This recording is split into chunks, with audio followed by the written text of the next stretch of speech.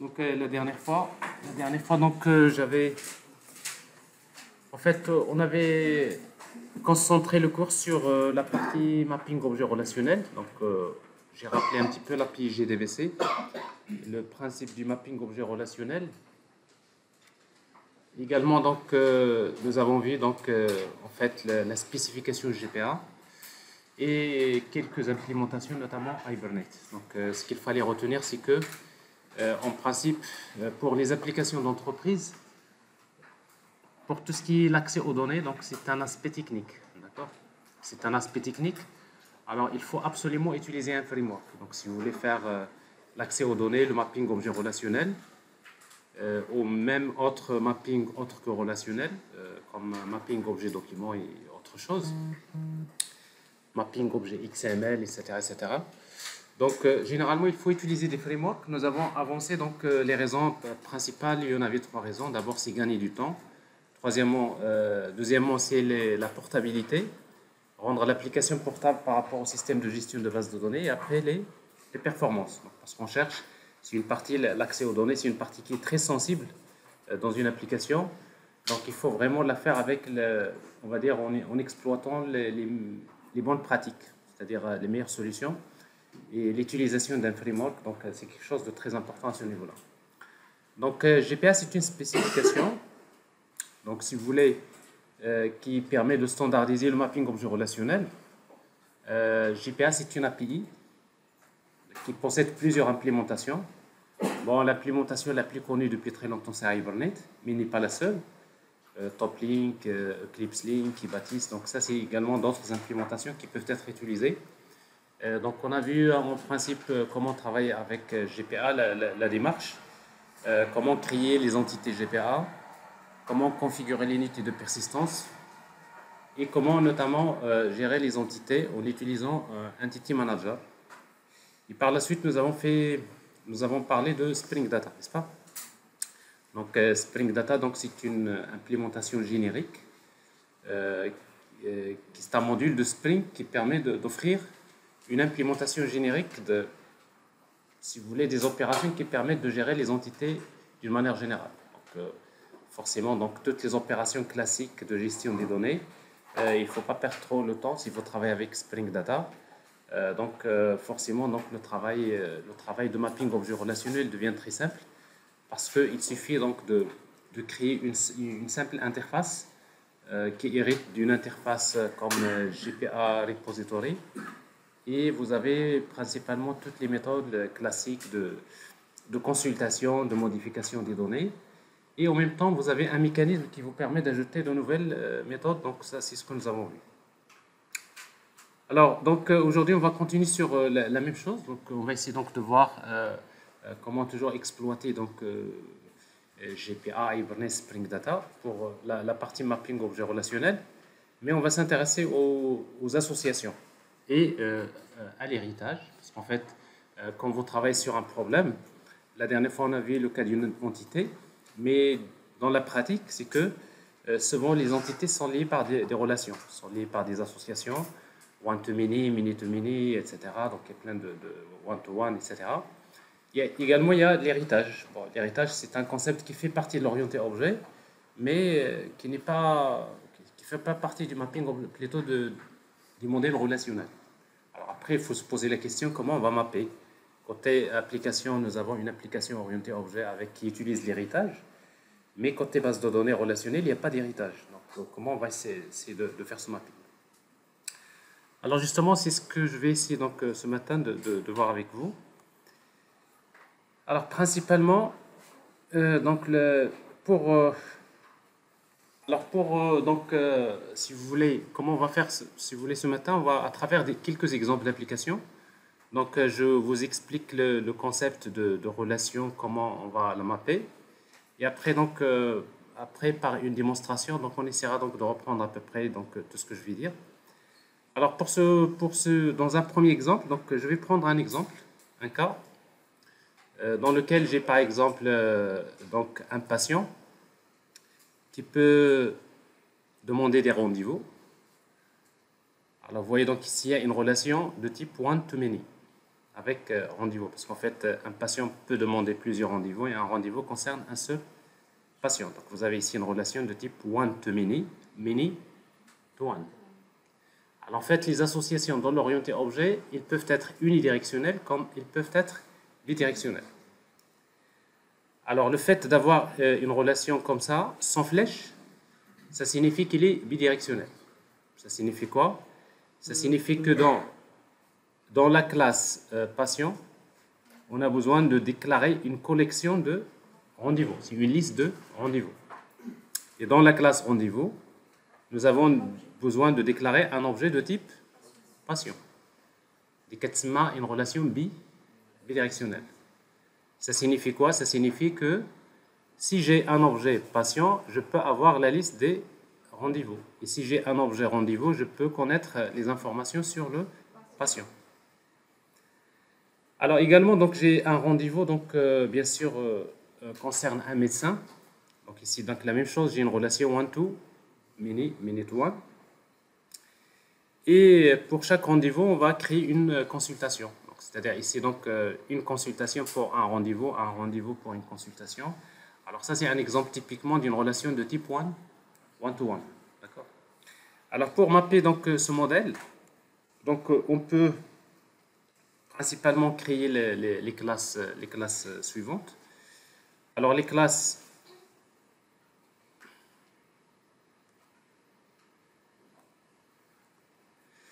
Alors vous avez d'abord la classe patient. Alors la classe patient, donc c'est une entité GPA.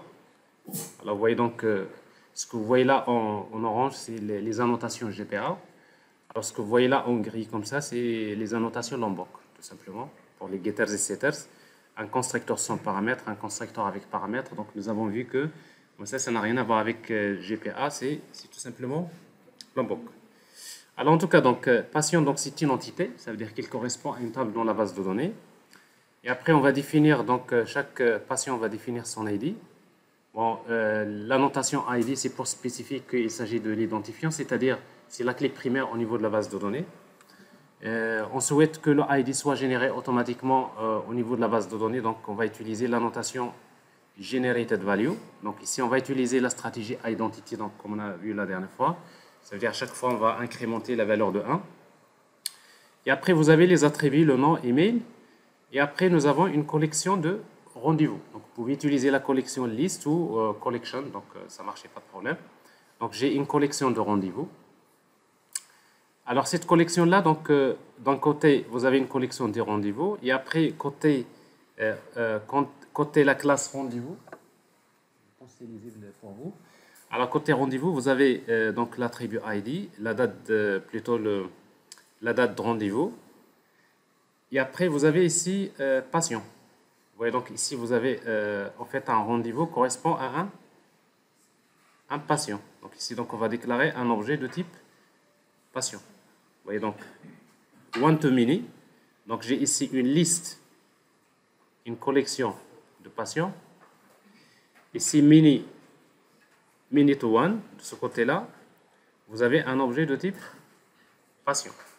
Alors maintenant, il faut utiliser des annotations GPA. Donc pour mapper cette association, donc on va utiliser ici l'annotation one to many. C'est-à-dire quoi one to many? Ça veut dire que pour chaque patient, vous avez plusieurs rendez-vous. Et après, de ce côté-là, vous avez many to one. C'est-à-dire que sur l'objet patient, vous avez many to one. Ben, il se trouve que cette relation one to many et many to one, il s'agit de la même relation. On est bien d'accord? Il s'agit de la même relation. Ça veut dire que côté base de données, comment une relation one to many, many to one, il va se traduire par quoi?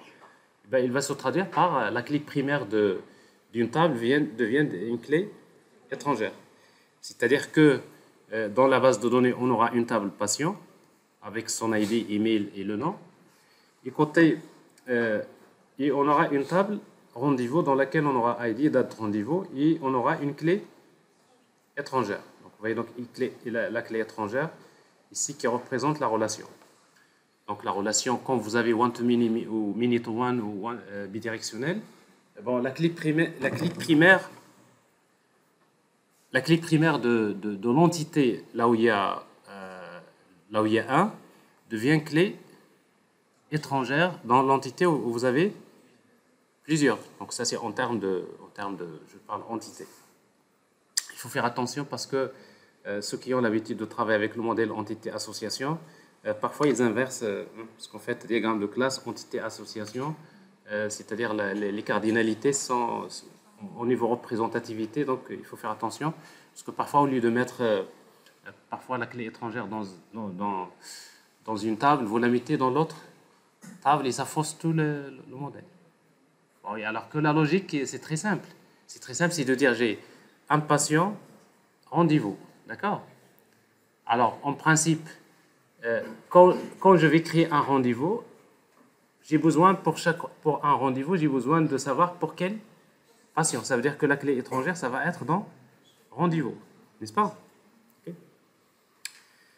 Alors maintenant, donc, du moment que c'est une même relation, donc si vous mettez one-to-many, many-to-one, que ce soit one-to-many ou many-to-one, donc pour GPA, cette relation va être représentée par une clé étrangère.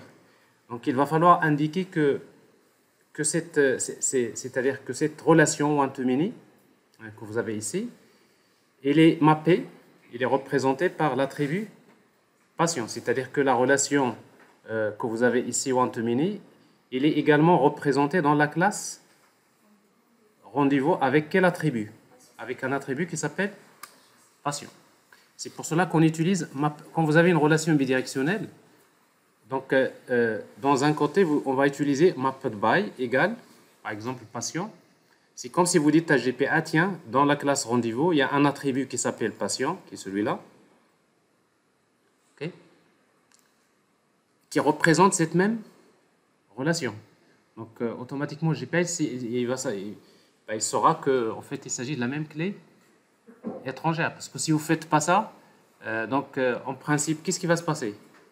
Si vous n'utilisez pas mapped by, ça veut dire que pour le one-to-many, il y a une clé étrangère, n'est-ce pas?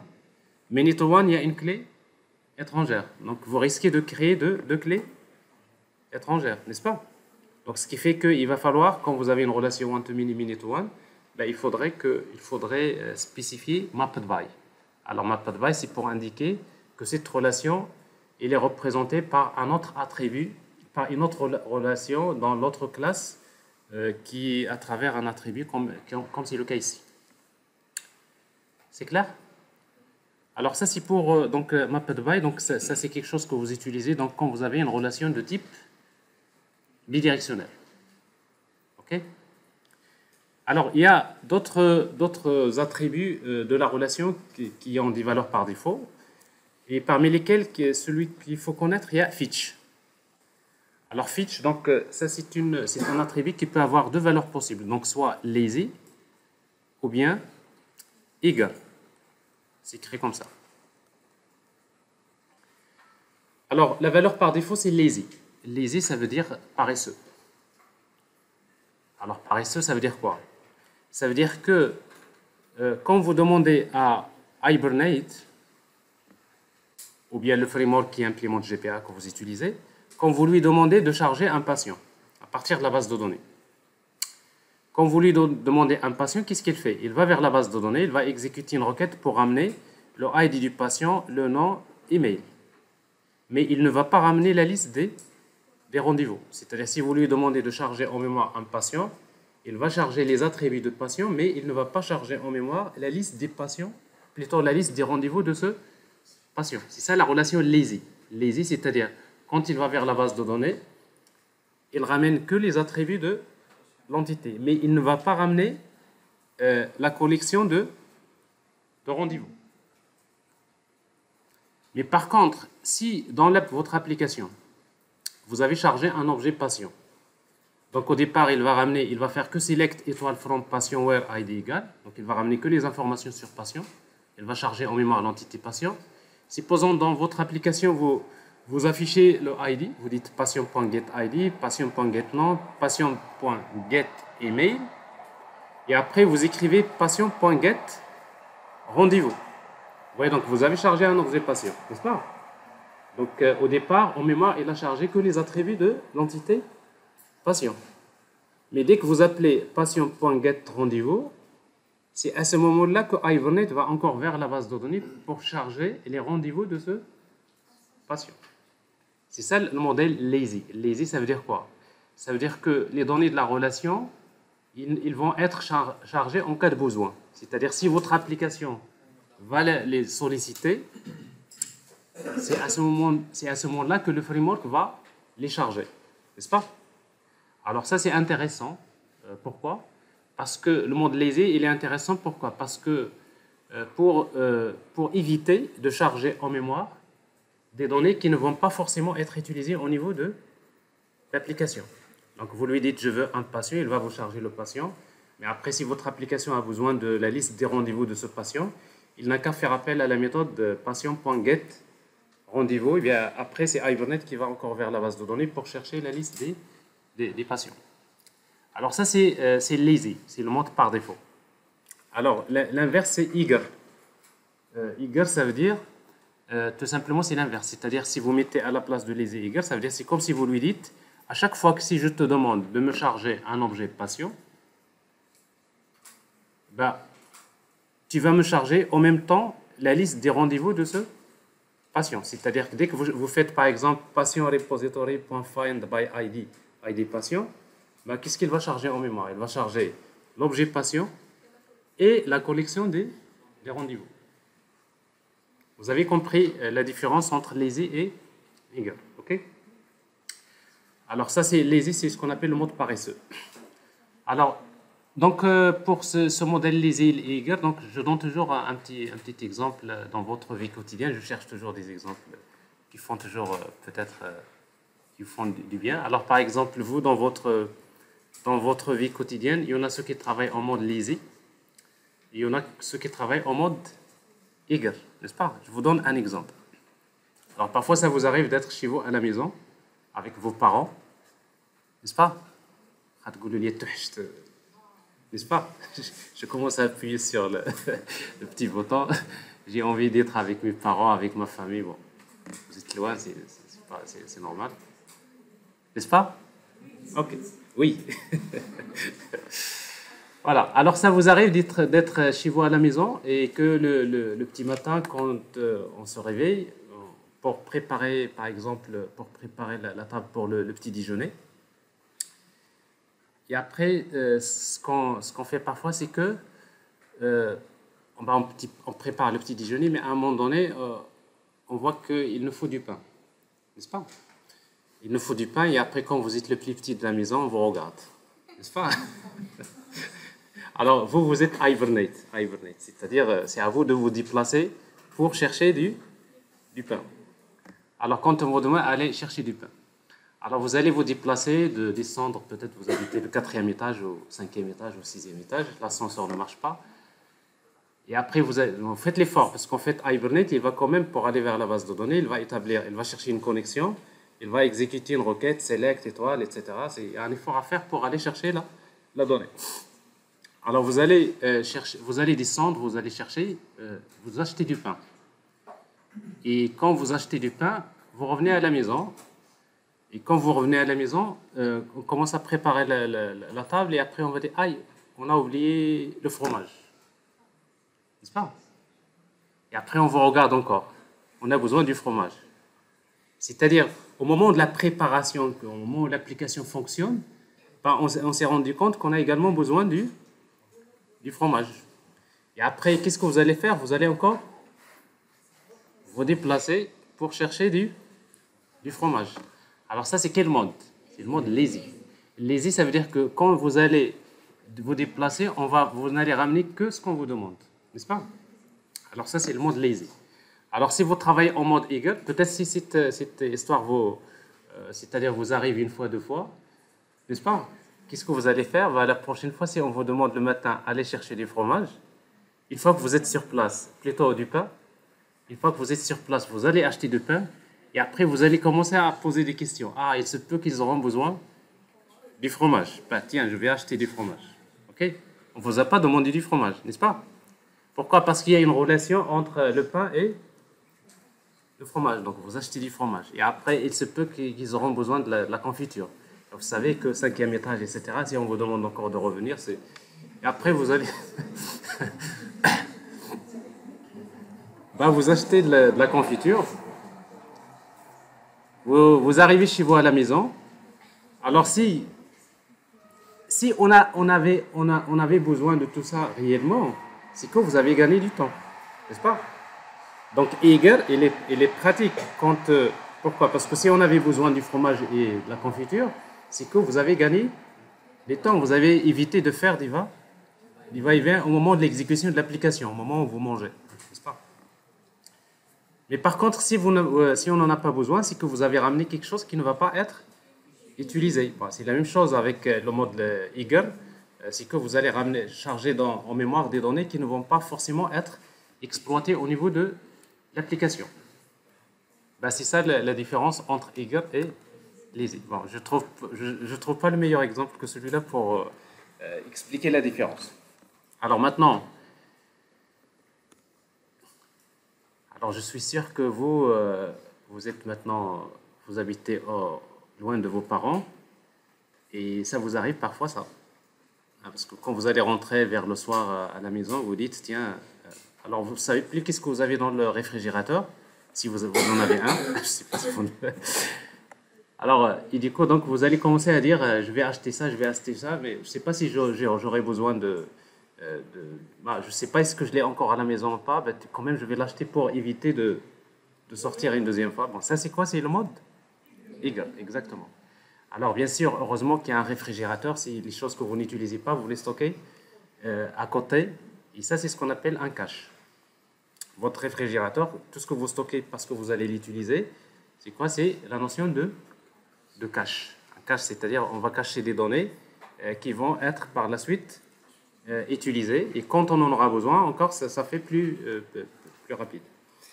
Voilà, alors ça c'est pour donc la différence entre les et Eager. Donc vous voyez, c'est comme ça qu'on va mapper les relations de type one to many, many to one.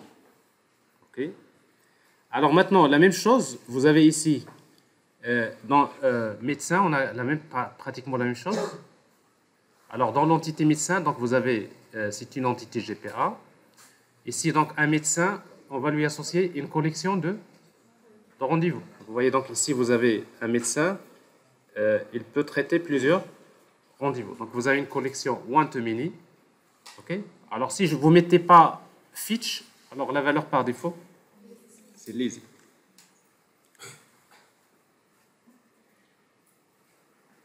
Alors ce que je n'ai dit pas tout à l'heure, c'est que Eager, quand est-ce qu'on va l'utiliser? Généralement, on l'utilise uniquement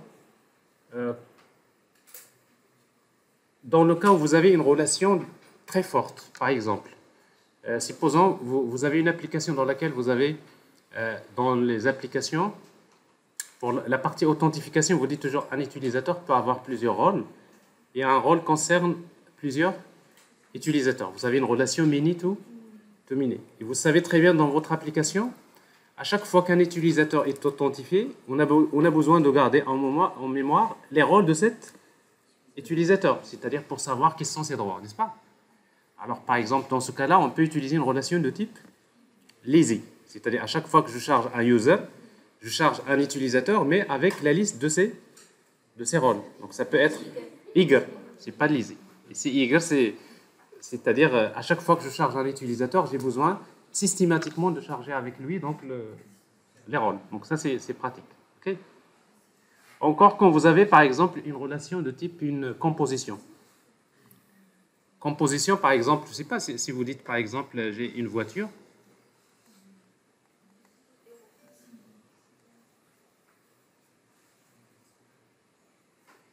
Qui se compose, bon, une vraie composition, qui se compose par exemple, d'un moteur,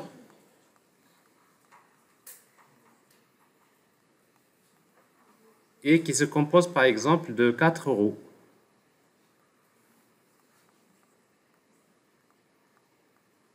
Alors ça, c'est une relation, en fait, c'est une composition. Une composition, c'est quelque chose de fort.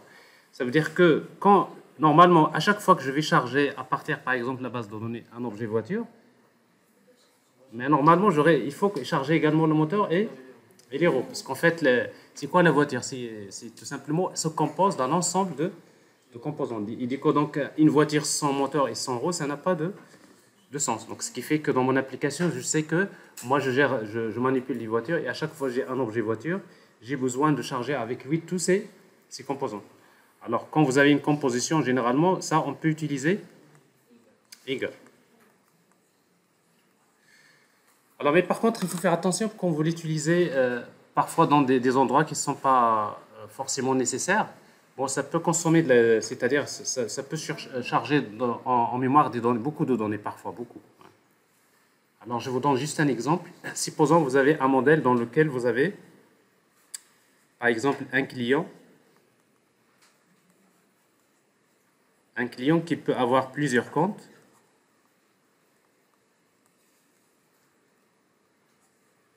Donc vous avez une relation one-to-many. Et un compte peut subir plusieurs opérations. Opérations, c'est-à-dire des versements, des retraits, des virements, etc. Vous avez également une relation de type one-to-many. Okay? Après, ici, donc, vous décidez de mettre la eager, c'est-à-dire la relation ici one-to-many avec fetch eager. Et là, vous avez également ici, donc, utilisé eager. OK?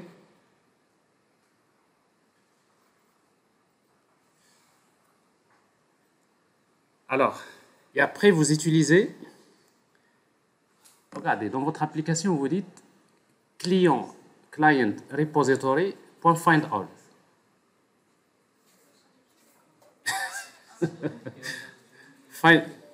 Client repository.findAll, ça veut dire que vous voulez charger tous les clients.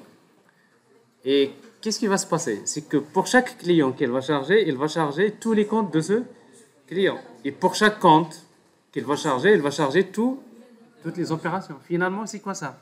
C'est que toute la base de données que vous allez charger en mémoire. Et vous avez massacré l'application. N'est-ce pas? Donc, vous voyez donc, ça c'est un scénario qui est très grave. Et d'ailleurs, c'est la raison pour laquelle GPA, dans le mapping GPA, il n'accepte pas de eager successifs. C'est-à-dire, si vous avez deux relations comme ça, quand vous mettez C eager, il ne l'accepte pas. Il vous dit que c'est interdit. Tout simplement, pourquoi? Parce que si vous, par erreur, vous laissez des eager, donc vous risquez c'est-à-dire de pomper, soi-disant, toute la base de données, parfois en mémoire, ce qui serait un très bon moyen pour bloquer votre application, n'est-ce pas? Donc ça, c'est interdit. Si vous mettez eager ici, ça, on ne peut pas mettre eager. C'est interdit. Donc même si vous l'oubliez, heureusement, ça c'est des choses qui sont signalées par GPA. Je vous conseille quand vous faites vos activités pratiques, vous faites ces genres de tests et vous regardez. Alors voilà, donc ça c'est la relation one-to-many, many to one. Alors ici c'est pareil, donc vous avez ici one-to-many. Donc pour un médecin, vous avez une collection de rendez-vous. Et pour un rendez-vous, la même chose ici. Pour un rendez-vous, vous avez un objet de type médecin. Et là, vous avez many to one. Et la même chose ici, vous avez mapped by médecin. C'est-à-dire, vous spécifiez comme quoi cette relation elle est mappée dans cet attribut. Alors, vous voyez bien ce que vous précisez là. Ce n'est pas le nom de la classe. C'est le nom de l'attribut. Alors, si votre attribut s'appelle M ici, bah ici, vous allez mettre M. Donc, mapped by, c'est le nom de l'attribut de l'autre classe qui représente cette association. Bon, après, donc, vous avez également la relation entre rendez-vous et consultation. Donc, c'est une relation de type one-to-one. Alors, c'est donc une relation, la même chose, one-to-one, ça peut être unidirectionnel, bidirectionnel. Alors, ici, donc, il est bidirectionnel, donc je vais faire de façon, voilà, un rendez-vous. J'ai un objet, consultation. Et dans consultation, j'ai un objet de type rendez-vous. Et là, vous avez one-to-one et one-to-many. to one, n'est-ce pas? One to one, one to one. Mais après, il s'agit d'une relation bidirectionnelle. Donc, il faut utiliser mapped by dans l'une ou l'autre, n'est-ce pas? Alors ici, donc, je vais utiliser mapped by comme quoi cette relation elle est mappée par l'attribut consultation qui se trouve dans l'autre classe. C'est pour lui dire qu'il s'agit de la même relation. Mais là, maintenant, où est-ce qu'il va placer la clé étrangère? Alors, ça va dépendre de là où vous mettez mapped by. Alors, si vous mettez par exemple mapped by dans la classe consultation, ben, la clé étrangère, elle va la placer, regardez, dans la classe consultation, dans la table consultation. Alors ici, donc, vous avez dans la table consultation, vous voyez ici, il n'y a pas de clé étrangère. Donc, quand vous mettez mapped by, ça veut dire que la clé étrangère sera dans l'autre table. Donc, c'est ce qu'on va avoir ici dans rendez-vous. Par exemple, dans la table rendez-vous, j'ai ici consultation ID. Alors, si vous mettez mapped by ici, ça veut dire que la clé étrangère sera dans l'autre côté. Ça, c'est juste à titre d'indication, n'est-ce pas? Là où vous mettez mapped by, ça veut dire c'est dans l'autre table qu'il y a la clé étrangère. C'est clair? Alors maintenant, où est-ce que vous allez la mettre? Alors, tout dépend. Par exemple, vous posez toujours la question, qu'est-ce qu'on va créer en premier lieu? Est-ce qu'on va créer le rendez-vous ou bien la consultation? Qu'est-ce qui va être créé dans l'application en premier lieu? Est-ce que c'est le rendez-vous ou bien la consultation? Alors, généralement, c'est ça la logique, rendez-vous, n'est-ce pas? Je prends d'abord un rendez-vous, ok? Et après, je fais la consultation et les suites au rendez-vous. Donc, ça veut dire que logiquement, dans votre base de données, il serait mieux d'avoir la clé étrangère ou dans consultation. C'est-à-dire, au moment de la création d'une consultation, je veux dire, cette consultation, ça concerne ce rendez-vous. Donc, quel est l'endroit idéal pour placer la clé étrangère ici? C'est dans consultation. Donc, ça veut dire que ici, mapped by, on ne va pas la mettre ici, on va la mettre dans ici. OK? Alors, quoique, donc ça, c'est juste, parce que quand vous avez une relation one-to-one, après, vous dites la clé étrangère, je peux la mettre soit là, soit là. Et après, donc, ça dépend des cas. Il faut toujours se poser la question. Qu'est-ce qu'on va créer en premier lieu? Et après, donc, ça, c'est juste histoire. Histoire de la relation one-to-one. Est-ce que c'est clair? Alors, ça, c'est comme ça qu'on va mapper les relations one-to-many, one-to-many, many-to-one et one-to-one. Alors, maintenant, pour d'autres types de relations, le cas, par exemple, d'une relation de type many-to-many. Alors, vous avez un utilisateur qui appartient à plusieurs groupes et un groupe concerne plusieurs utilisateurs. Donc, ici, vous avez une relation many-to-many. Alors, quand vous avez une relation many-to-many, c'est les bidirectionnels. Ben, la même chose, donc ça veut dire on va déclarer une collection de groupes dans la classe utilisateur et dans la classe groupe, on va déclarer une collection d'utilisateurs. Vous avez une liste. Et après, vous spécifiez ici many-to-many et là, vous allez spécifier many-to-many, n'est-ce pas? Alors, ça, c'est une relation bidirectionnelle. Ça veut dire que si j'ai un objet groupe, je peux connaître la liste des utilisateurs. Et si j'ai un objet utilisateur, je peux connaître la liste des groupes. Alors ça, c'est une relation many-to-many. Alors, comme il s'agit de la même relation, il faut spécifier mapped by quelque part, n'est-ce pas? Alors ici, mapped by égale utilisateur. C'est pour indiquer qu'il s'agit de la même relation. Alors, je répète bien, parfois, on n'a pas besoin de faire des relations bidirectionnelles. C'est-à-dire, parfois, on utilise des relations qui sont unies. On n'a pas besoin de mapper la relation dans les deux tables. Souvent, ça dépend de l'intérêt que vous cherchez. Mais après, si vous ne savez pas où est-ce qu'il faut les placer, ben, vous faites bidirectionnel. Comme ça, vous avez les possibilités. Mais après, si vous analysez bien votre application, vous allez trouver qu'il y a un sens qui n'est pas exploité dans votre application. Et dans ce cas-là, en réalité, ça ne sert à rien. Alors ici, donc, j'ai utilisé eager. C'est une manière de dire qu'à chaque fois que je vais charger un groupe, j'ai besoin de charger la liste des utilisateurs. Et à chaque fois que je charge un utilisateur, je charge implicitement les groupes, plutôt les groupes de cet utilisateurs. Bon, ça, souvent, c'est un cas où on utilise Y. Parce qu'on sait très bien qu'on n'aura pas des millions d'utilisateurs. Si vous voulez, dans chaque groupe, on ne va pas avoir des millions d'utilisateurs. Souvent, vous avez un utilisateur peut appartenir à quelques groupes, à la rigueur une dizaine, une vingtaine, n'est-ce pas? Et un groupe peut contenir une centaine d'utilisateurs, etc. Alors globalement, c'est-à-dire Y ici, pas de problème.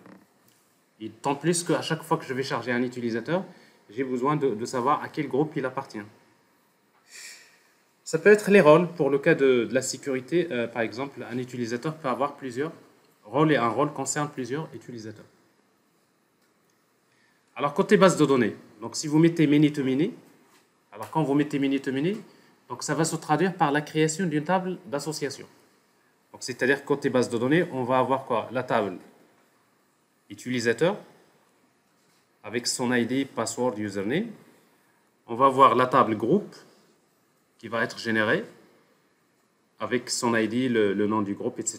Et après, il y a une table d'association qui va être générée dans laquelle vous allez avoir deux clés étrangères. Donc, vous allez avoir groupe ID et utilisateur ID. Et là, vous avez les relations entre ces tables.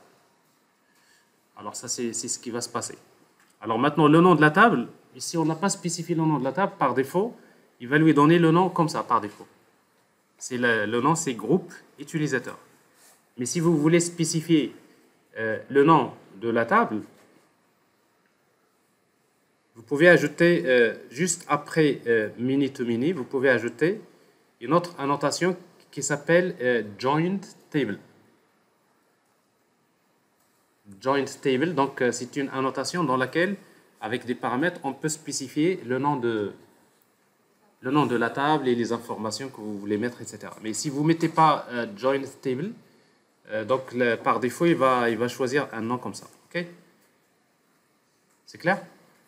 Et si la même chose pour many to one, one to many. Donc, il y a la notation se méthode joint colon, c'est-à-dire la clé étrangère.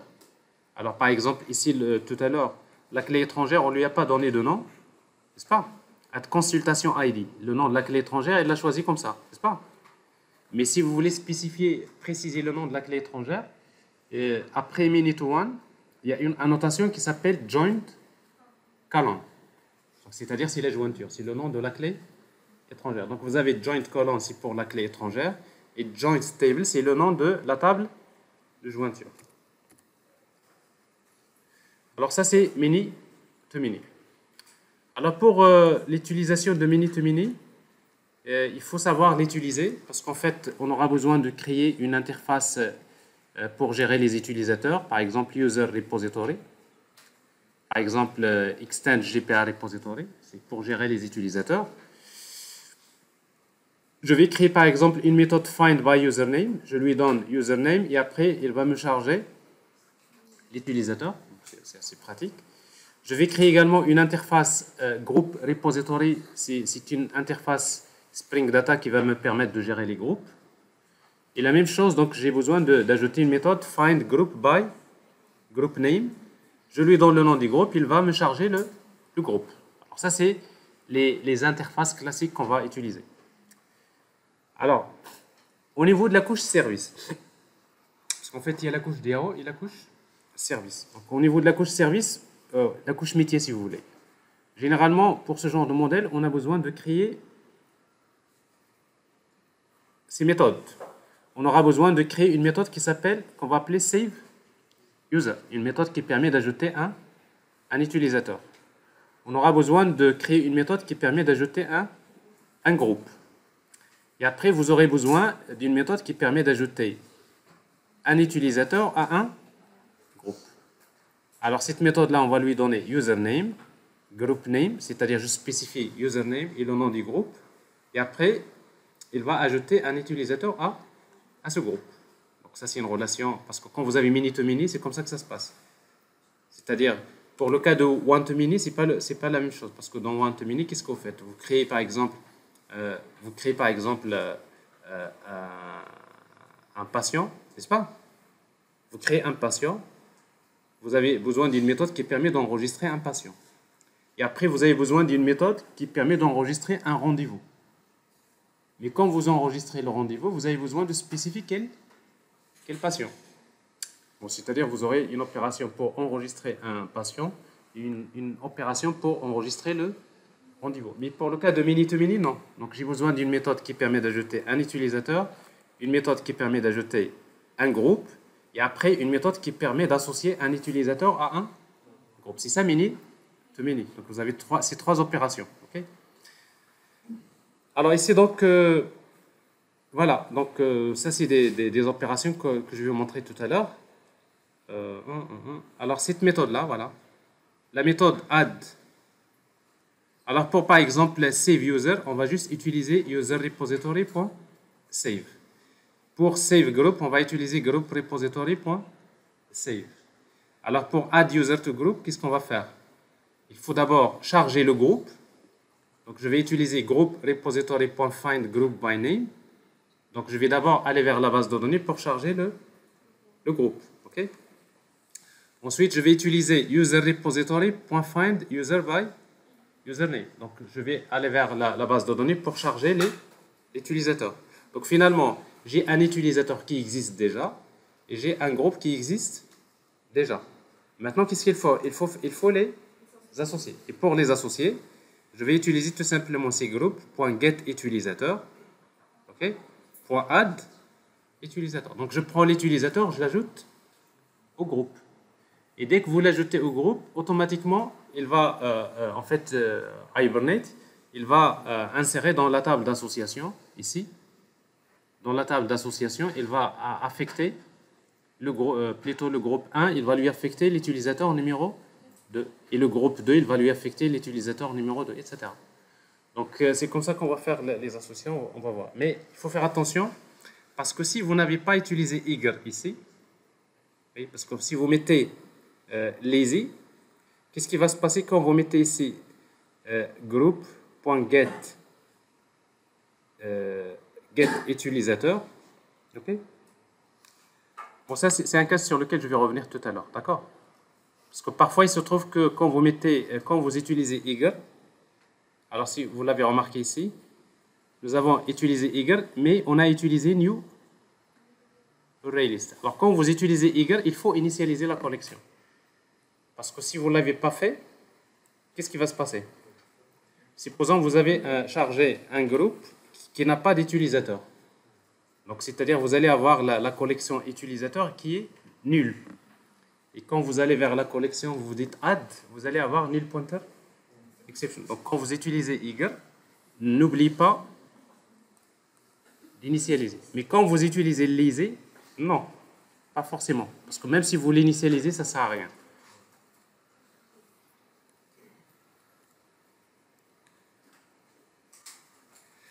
Bon, alors ça, je vais y revenir tout à l'heure. Donc ça, c'est pour le cas de comment gérer une association many-to-many. Est-ce que c'est clair?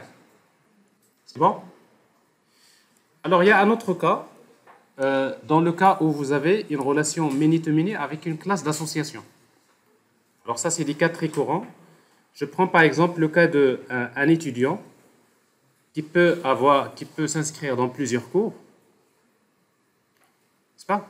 Et un cours peut concerner plusieurs étudiants, mais on a une classe d'association, c'est-à-dire un étudiant qui peut s'inscrire dans un cours à une date donnée et va obtenir un score ou bien une note dans le cours, n'est-ce pas? Alors ici, donc, vous êtes dans une relation de type many-to-many avec des propriétés de l'association, avec une classe d'association. C'est normal ici parce qu'on a besoin de garder la date d'inscription. Et on a besoin de garder également, à un moment donné, d'indiquer le score, c'est-à-dire la note obtenue dans le cours. Okay. Alors ici, donc, vous voyez bien que la date ici, ce n'est pas un attribut de l'étudiant, n'est-ce pas? Ce n'est pas un attribut du cours. Ben, c'est un attribut de l'inscription de l'étudiant dans un cours. Donc c'est typiquement une propriété de l'association. La même chose, le score. C'est quoi le score? Le score obtenu par l'étudiant dans un cours. Donc, c'est une propriété de l'association. Alors maintenant, si vous avez une relation de type de ce type, many-to-many avec une classe d'association, alors ça, c'est une relation qui est équivalente. Vous pouvez la traduire comme ça. À quoi? Vous pouvez toujours la remplacer par étudiant peut effectuer plusieurs inscriptions. Donc, vous voyez donc la relation, ici la classe d'association devient une entité. Donc un étudiant peut effectuer plusieurs inscriptions et chaque inscription correspond à un cours. Donc c'est-à-dire si vous avez une relation comme ça, une relation par exemple, une classe A qui est en relation avec une classe B de type many-to-many avec une classe d'association C, ok, c'est équivalent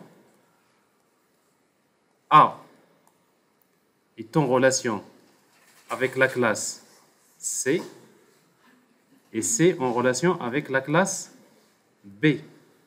Mais quel type de relation? Ici, c'est one-to-many et ça, c'est many-to-one. C'est la même chose. Donc finalement, le cas que vous avez là, ben, ça revient tout simplement one-to-many, many-to-one. C'est clair? Alors c'est tout à fait logique, c'est qu'un étudiant peut effectuer plusieurs inscriptions.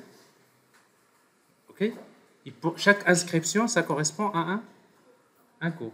Ben, il dit que donc finalement, un étudiant peut s'inscrire dans plusieurs cours et un cours peut concerner plusieurs étudiants. Mais en même temps, donc, pour chaque relation, vous avez un objet inscription qui va s'intercaler. C'est clair? Donc, si vous mappez ça, donc vous allez finalement avoir, voilà, donc vous allez avoir une collection. Vous avez une entité, il y a une entité cours, elle est là. Vous avez l'entité étudiant qui est là. Vous avez l'entité inscription qui est là. Et après, vous avez les relations. Ici, vous avez one to many, many to one. Okay? Et la même chose ici, étudiant, vous avez one to many, et là, vous avez many to one. Donc, c'est-à-dire, on a traduit le modèle en one to many, many to one.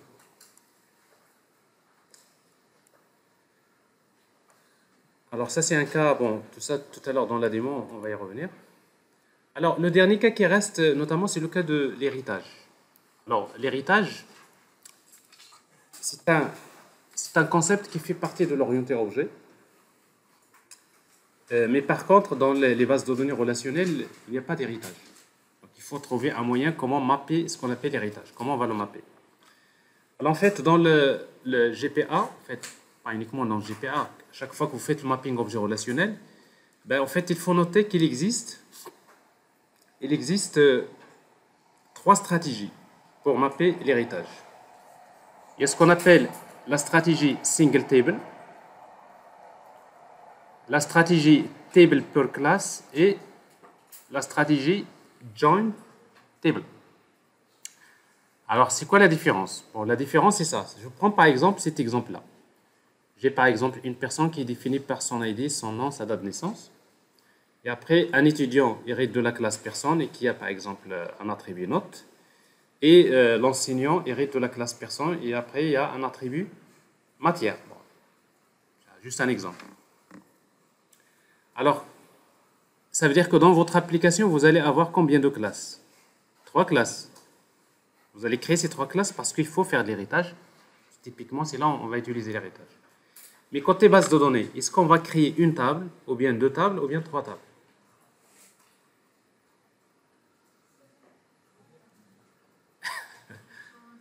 Alors, 3 tables. Une table, 2 tables. Une table avec? Avec les rôles. Ben, les 3 solutions sont correctes. On peut utiliser une table, on peut utiliser 2 tables, et on peut utiliser 3 tables. Donc, c'est-à-dire dans le mapping avec GPA, c'est à vous de spécifier. Dans les annotations qu'on va utiliser, c'est à vous de dire, est-ce que vous voulez utiliser une single table? Alors, single table, ça veut dire quoi? Ça veut dire qu'on va créer une seule table qui, en fait, il va vous créer une seule table qui s'appelle personne. Et dans la table personne, qu'est-ce qu'on va avoir? On va avoir les ID. le ID de la personne. Et après, le nom de la personne, la date, naissance, ok?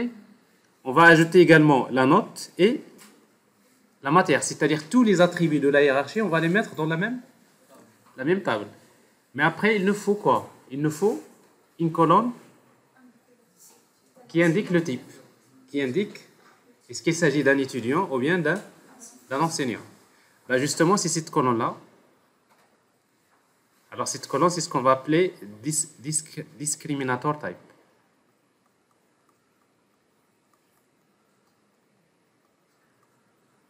Colonne. Ça veut dire quoi, discriminator colonne? C'est-à-dire c'est la colonne qui va faire la discrimination, c'est-à-dire qui va décider est-ce qu'il s'agit de ça ou bien est-ce qu'il s'agit d'un étudiant ou bien d'un enseignant. Alors, si vous travaillez comme ça, c'est que vous utilisez ce qu'on appelle la stratégie single table. Okay? Alors, quand vous utilisez single table, c'est la solution la plus utilisée. Il a beaucoup d'avantages. Alors, c'est quoi les avantages? C'est que vous avez une seule table. Donc, du moment que vous avez une seule table, ça veut dire que c'est plus rapide de chercher les données. Vous savez que quand vous exécutez des requêtes, sur une table, c'est plus rapide que si vous exécutez des requêtes qui va chercher sur plusieurs tables. D'accord?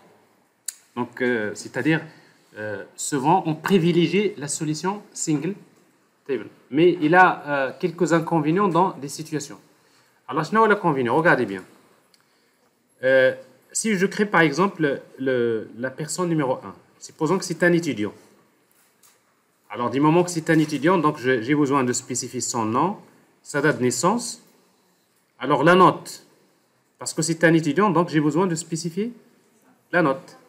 Mais par contre, la matière, regardez, la matière pour un étudiant, ça n'a aucun sens. N'est-ce pas? Donc, la colonne matière va rester nulle. La même chose, quand il s'agit d'un prof, la colonne note va rester nulle. Ça veut dire que pour chaque ligne, pour chaque enregistrement, vous avez une colonne qui va rester nulle. Ça signifie quoi? Ça signifie que pour chaque enregistrement, vous avez réservé 4 octets. Imaginez que, par exemple, la note et la matière, c'est 4 octets. Ça veut dire que pour chaque enregistrement, au niveau stockage, vous avez réservé 4 octets que vous n'allez pas utiliser. N'est-ce pas? C'est-à-dire, en termes de stockage, vous êtes en train de perdre de l'espace. C'est clair? Alors, généralement, quand il y a une seule colonne qui est nulle, il n'y a pas de problème. 2, 3, 4, il n'y a pas de problème. Mais après, si vous avez, imaginez que vous avez plusieurs classes dérivées, et chaque classe dérivée, elle a des attributs, beaucoup d'attributs qui sont différents. N'est-ce pas? Alors, dans ce cas-là, qu'est-ce que vous allez avoir? Ben, vous allez avoir la situation. Pour chaque enregistrement, vous allez avoir beaucoup de colonnes qui vont rester nulles. Par exemple, quand il s'agit d'un étudiant, alors toutes les colonnes du prof, ils vont rester nulles. Quand il s'agit d'un prof, toutes les colonnes de étudiants vont rester nulles. C'est clair? Alors, il dit que donc, si vous faites un petit calcul à un moment donné, vous dites, supposons que pour chaque enregistrement, vous avez 10 colonnes qui restent nulles. Alors, 10 colonnes, si vous dites x 4 octets, ça fait 10 x 4, c'est 40 octets. Ça veut dire que pour chaque enregistrement, vous réservez 40 octets dans votre base de données qui ne sera pas utilisée. C'est ce qu'on appelle des trous. Vous avez dans votre base de données, vous avez des trous, c'est-à-dire des espaces qui est réservé mais qui n'est pas utilisé. Alors, si vous avez 1 million d'enregistrements, j'exagère, il n'y aura jamais en fait, ce nombre-là. Mais en tout cas, supposons que vous avez 1 million d'enregistrements, ça veut dire que c'est 1 million fois 40 octets. Ça fait 40 millions d'octets. N'est-ce pas? Donc, la stratégie single table, donc, il a l'avantage. L'avantage, c'est que toutes les données dans une table de la hiérarchie, et après, donc, c'est plus rapide, c'est plus performant en termes de gestion, c'est plus pratique. L'inconvénient, c'est quand le nombre de colonnes qui reste nul est parfois supérieur au nombre de colonnes qui n'est pas nul. Alors là, il faut se poser la question, il faut mettre un point d'interrogation. Ce n'est pas la meilleure solution. Il vaudrait mieux utiliser une autre stratégie. C'est quoi l'autre stratégie? Alors, on peut utiliser la stratégie table per class. Alors, table per class, ça veut dire quoi? Ça veut dire qu'on va créer combien de tables? Deux tables. On va dire tout simplement, de toute façon, les attributs de étudiants, il y a beaucoup d'attributs de étudiants qui sont différents de enseignants. Alors, dans ce cas-là, on va carrément les séparer. Donc, vous mettez la table étudiant dans laquelle on va garder le ID, le nom, la date de naissance, la note. Et enseignant, vous avez ID, le nom, la date de naissance et matière. Vous les séparez. Bon, l'avantage, c'est qu'on n'aura pas ce problème des nuls, n'est-ce pas? Quand il s'agit d'un étudiant, on va le stocker ici. Quand il s'agit d'un enseignant, on va le stocker ici. OK? Ça, c'est l'avantage. On n'aura pas ce problème des valeurs nulles. Mais c'est quoi l'inconvénient? Alors, l'inconvénient, c'est que vous avez d'abord deux tables et vous allez avoir, il y a beaucoup de colonnes que vous répétez dans plusieurs tables. N'est-ce pas? Donc, vous voyez donc la colonne ID, nom, date de naissance, la colonne ID, nom, date de naissance, c'est des choses qui sont répétées. Ça, c'est le premier inconvénient. Le fait, dans l'instructeur de votre base de données, vous avez beaucoup de colonnes qui se répètent dans plusieurs tables. Le deuxième inconvénient, c'est que au moment où, si vous cherchez, par exemple, si vous voulez chercher une personne, ben, il faut chercher dans la table étudiant. Si on ne trouve pas, on va chercher dans la table enseignant. Donc, ça veut dire, au moment de la recherche, j'ai déjà besoin de savoir est-ce qu'il s'agit d'un étudiant ou bien d'un enseignant. Au départ, est-ce que vous cherchez un étudiant ou bien un enseignant? Alors que ici, dans ce cas-là, non. Si, par exemple, vous dites, je vais chercher une personne, ben, et il va chercher, s'il trouve la personne, et il va vous dire, il va la chercher, que ce soit un étudiant ou bien un enseignant. L'autre inconvénient, si vous faites des calculs d'agrégation. Par exemple, supposons, vous voulez faire un groupe by, vous voulez par exemple calculer, je ne sais pas, vous voulez calculer par exemple le taux d'absentéisme, que ce soit étudiant, etc. Vous voulez faire une moyenne ou des choses comme ça. Quand vous séparez les tables, c'est un peu plus compliqué. Mais si vous avez une seule table, c'est plus pratique. N'est-ce pas? Alors, c'est comme si je vous dis, par exemple, je veux créer une application dans laquelle je vais faire des achats et des ventes. N'est-ce pas? Achat, vente. Achat, vente. J'achète un produit avec un prix et je vends un produit avec un prix. Alors, après, donc, ici, donc, vous dites, dans les achats, il y a deux types d'achats. Plutôt, il y a deux types de transactions, soit achat, soit vente. Après, donc, vous avez une hiérarchie. OK? Transaction.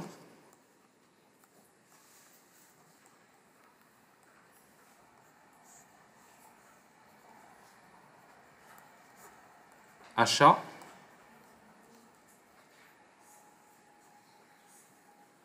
Et vente.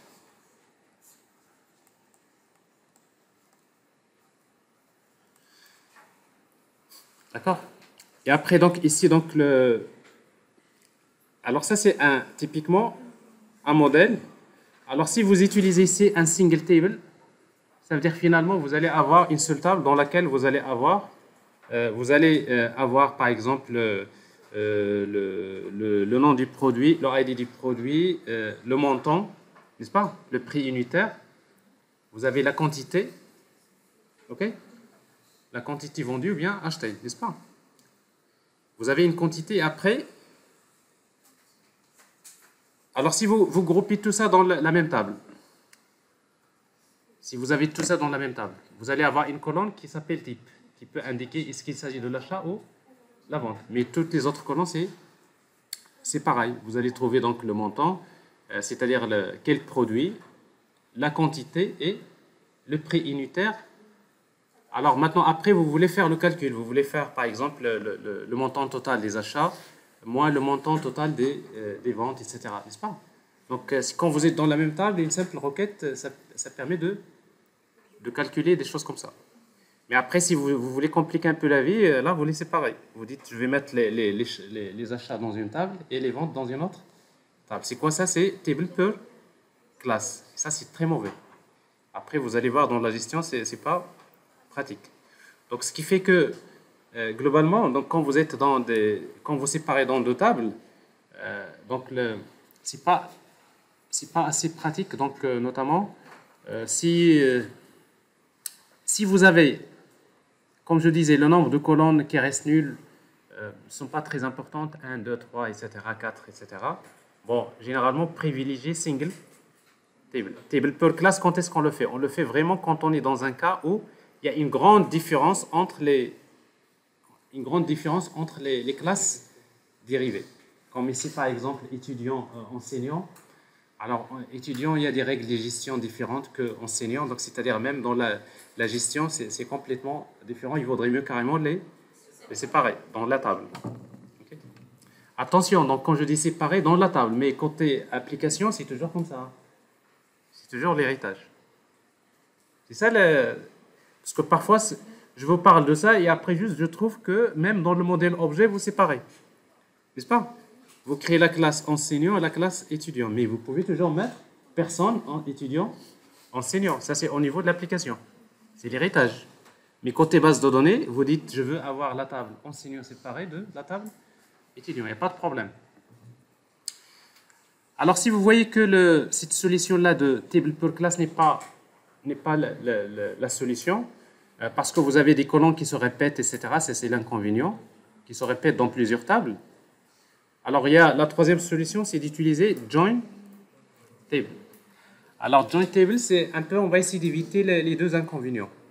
Ça veut dire quoi? Join table, c'est comme si vous transformez l'héritage en association. Comment? C'est comme, au lieu de dire un étudiant, c'est une personne, c'est comme si vous dites un étudiant appartient à une personne. Et enseignant appartient est associé à une personne. Et du coup, qu'est-ce que vous allez avoir? Vous allez avoir la clé primaire de personne devient clé étrangère dans étudiant. Et du coup, donc, qu'est-ce que vous allez avoir? Finalement, vous allez avoir combien de tables? Trois tables. Il y a la table personne, dans laquelle on va garder le ID, le nom et la date de naissance. C'est-à-dire, on va garder que les attributs qui se trouvent dans personne. On va créer la table étudiant, dans laquelle on va garder que les attributs de étudiant, à savoir la note, mais il y aura une clé étrangère. La clé étrangère de quoi? De personne. C'est-à-dire, quand je crée un étudiant, donc je crée d'abord un enregistrement de personne, j'aurai son ID, mais le reste des attributs de étudiant, je vais les stocker dans la table étudiant. Mais il faut mettre en relation cet enregistrement avec l'autre.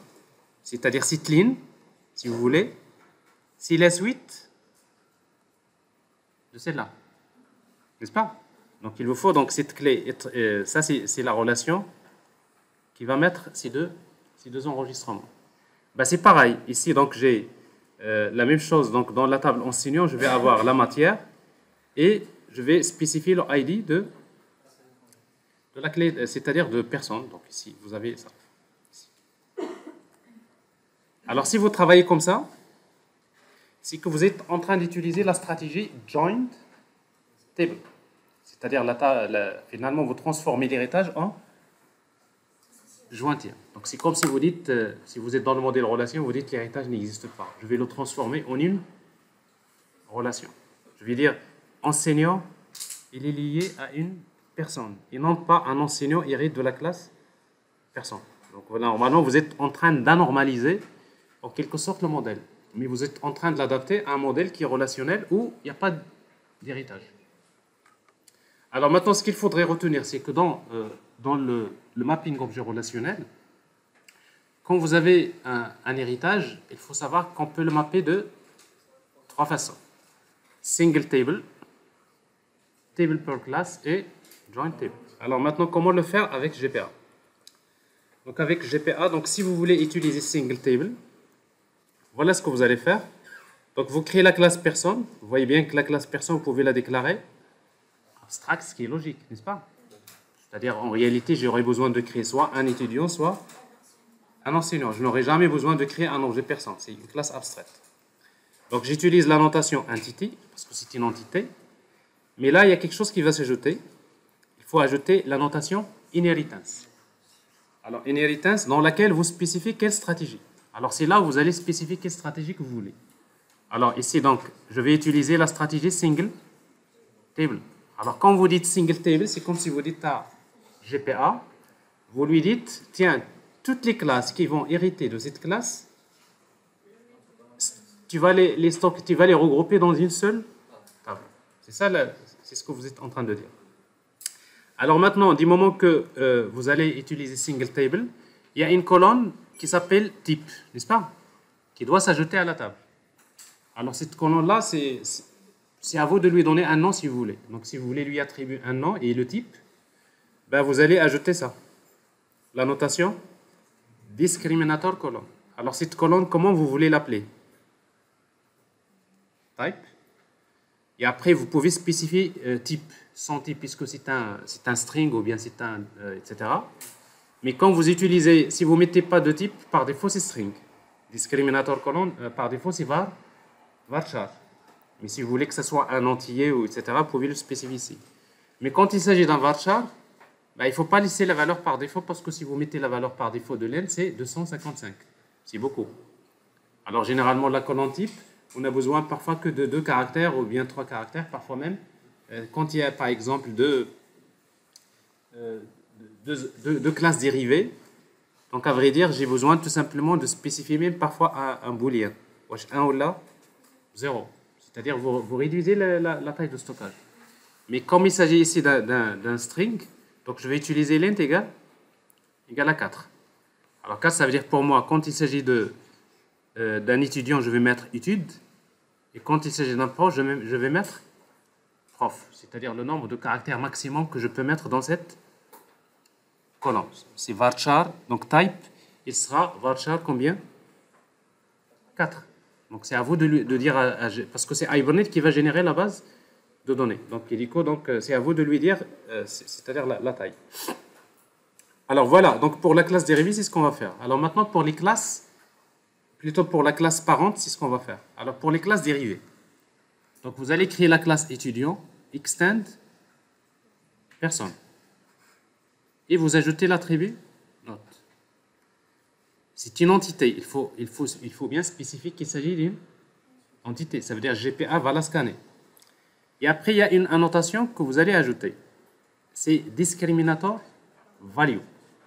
Alors ici, donc, la valeur, c'est quoi? C'est étude. Ça veut dire quoi? Ça veut dire que vous êtes en train de dire à GPA, ou bien Hibernate, à chaque fois que je vais créer un objet étudiant, quand je te demande d'enregistrer un étudiant, tu vas affecter à cette colonne type quelle valeur? Étude. Donc, c'est-à-dire, ce n'est plus à vous dans votre application de dire wesh étude là. Non, ça y est, c'est terminé. Vous créez un objet étudiant, save étudiant, automatiquement, ici, ce qu'il va faire. Donc, discriminator value, c'est la valeur qui va être associée à la colonne type à chaque fois qu'il s'agit d'un étudiant. Ben, la même chose pour prof. Vous voyez donc ici, discriminator value, prof. C'est clair? Alors, ce qui fait que, par exemple, dans ce genre de cas, qu'est-ce qu'on va avoir? On va avoir une seule interface. Vous pouvez créer une seule interface personne repository. Et avec personne repository, vous pouvez gérer aussi bien les étudiants et les enseignants. Comment? Ben, on va dire, par exemple, supposons vous avez personne repository, vous voulez ajouter un étudiant, vous créez un étudiant, vous dites étudiant.set nom, étudiant.set date de naissance, étudiant.set note, et après personne repository.save étudiant. Donc automatiquement, qu'est-ce qu'il va ajouter? Il va ajouter un étudiant ici. Vous voyez bien, discriminator value, il va lui affecter quoi? Étude. Ici, la matière, c'est nul. Et là, vous avez la note. Alors, si vous voulez enregistrer une personne, vous faites pareil. Enseignant égale new enseignant, set nom, set date de naissance, set matière, personne repository.c. Vous voulez chercher une personne, vous mettez personne repository.find by ID. Le ID, il va chercher. S'il s'agit, qu'est-ce qu'il fait quand il fait select? Il va sélectionner, il regarde toujours la colonne type. Si la colonne type égale étudiant, il crée un objet étudiant dans lequel il stocke les données. Et si la colonne a la valeur prof, qu'est-ce qu'il va créer? Il va créer un objet prof. Donc ça veut dire que par la suite, vous voyez donc votre problème, il est définitivement réglé. C'est-à-dire, vous créez que des classes avec des annotations. Et après, par la suite, vous restez toujours dans votre modèle orienté objet. Donc, vous avez l'héritage. Et du coup, donc, vous pouvez gérer les choses d'une manière plus simple. Alors, ça, c'est le cas le plus répandu. Alors, si vous voulez utiliser le cas table per class, qu'est-ce que vous allez faire? Dans la classe personne, vous mettez entity et vous mettez inheritance. Vous voyez donc la valeur ici, c'est table per class. C'est tout. Il n'y a rien à ajouter ici. Donc, vous mettez que entity. Donc, dans ce cas-là, quand vous démarrez l'application, vous allez trouver dans votre base de données combien de tables? Vous allez trouver la table étudiant et la table. Mais regardez le code, c'est le même. C'est le même code. Je crée un étudiant, étudiant.save. Pour lui, il va le mettre dans la base, dans la table étudiant. Ici, je crée un enseignant, personne repository.save, il va le mettre dans la table enseignant. Donc, vous voyez bien, c'est-à-dire votre modèle objet, il est le même. Tout ce qui va différer, c'est quoi? C'est cette annotation, la stratégie que vous voulez. Après, vous n'avez qu'à dire merci à Hibernate parce que c'est lui qui fait, c'est-à-dire ce mapping objet relationnel. Parce que si vous voulez le faire vous-même en JDBC, si vous avez déjà tenté de le faire, c'est quand même du travail. À chaque fois, vous faites select. Quand vous regardez, il faut dire quelle table j'insère dans cette table. Si c'est cette table, je vais insérer dans cette table. Si le type, quand je sélectionne, je vais regarder le type. Si c'est ça, je vais créer. Mais tout ça, finalement, c'est l'objet des frameworks de mapping objet relationnel.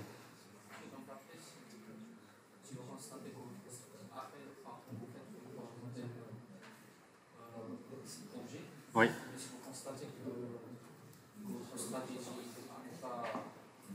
Si la stratégie n'est pas bonne, vous voulez changer, et bien tout simplement, vous n'avez qu'à changer les annotations ici. C'est tout. Après, vous dites single table, vous changez les annotations, vous démarrez votre application. Il va supprimer la base de données avec sa fameuse create, n'est-ce pas?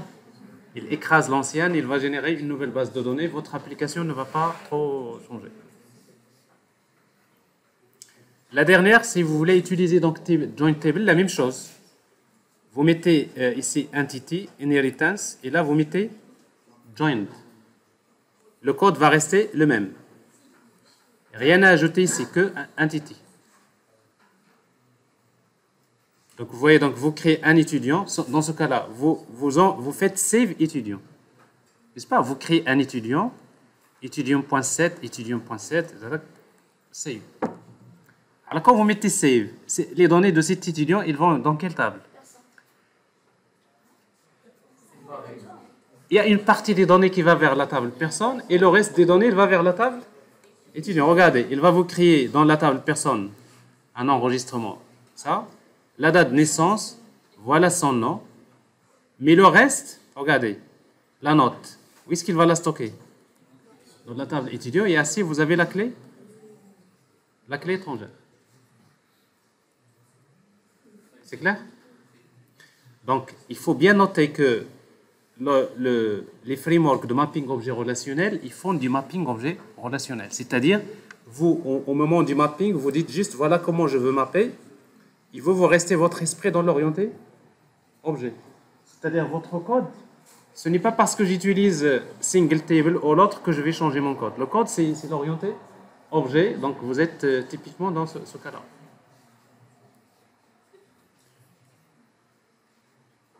C'est clair? C'est parfait. Alors, donc, j'ai fait le tour des relations. Après, il y a un petit projet sur lequel vous allez travailler notamment. Ça, c'est un exercice après sur lequel on va travailler dans une activité pratique. Et ça sera un projet final sur lequel on va travailler à la fin. On essaiera donc quand la partie mapping objet relationnel, on va mapper les entités, on va faire tout ça.